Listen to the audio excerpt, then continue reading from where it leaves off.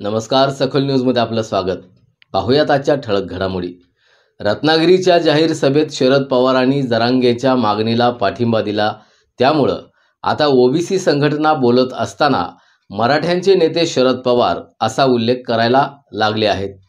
त्यामुळं जरांगे पाटलांच्या आंदोलनाचा पहिला बळी हा शरद पवार आहेत, अशी जोरदार टीका वंचित बहुजन आघाडीचे राष्ट्रीय अध्यक्ष प्रकाश आंबेडकर यांनी आज सांगली इथं केली आहे.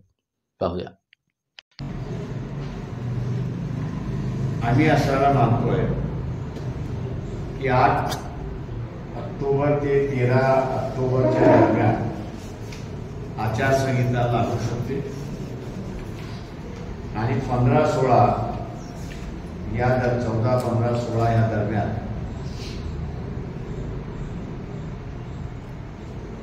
निवडणुकीच्या तारखा त्या ठिकाणी होऊ शकतात. मी असं म्हणेन या ठिकाणी की या निवडणुकांमध्ये जे काही प्रिडिक्शन केल्या जातात आहेत त्या लोकसभेसारख्या खऱ्या ठरतील असं मला अजिबात वाटत नाही.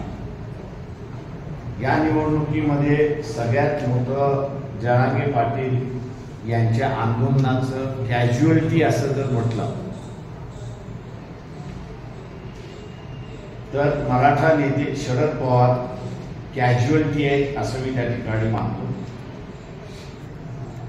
त्यांनी आतापर्यंत जरांगे पाटील यांची जी मागणी होती की मराठा समाजाला ओबीसीतून आरक्षण द्यावं ही जी मागणी होती त्या मागणीला त्यांनी अत्यंत स्किलफुली असं म्हणता येईल, शिताफीने असं म्हणता येईल की टाळत आले अशी असणारी परिस्थिती आहे. पण रत्नागिरीच्या जाहीर सभेमध्ये त्यांनी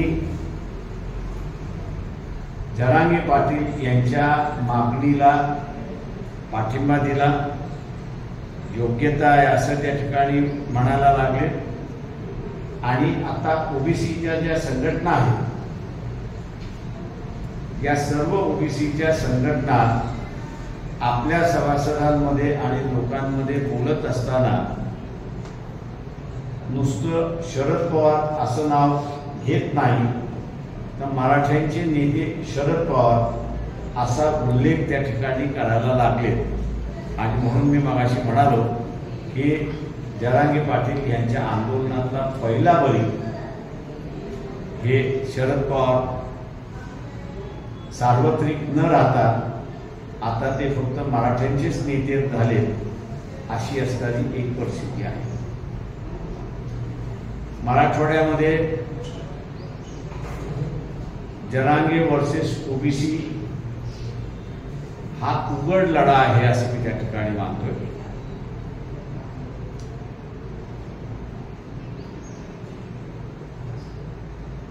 दुसऱ्या जिल्ह्यांमध्ये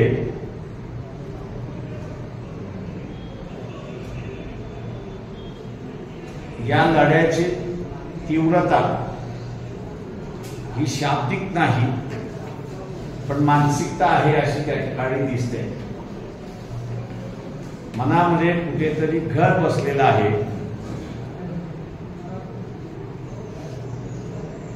ओबीसीच्या मनामध्ये की आपला आरक्षण विधानसभेनंतर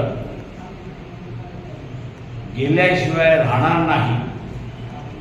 आणि त्यामध्ये उद्धव ठाकरे यांची भूमिका जी अगोदर आली होती की पंतप्रधान मोदींकडे जा, टक्केवारी मागू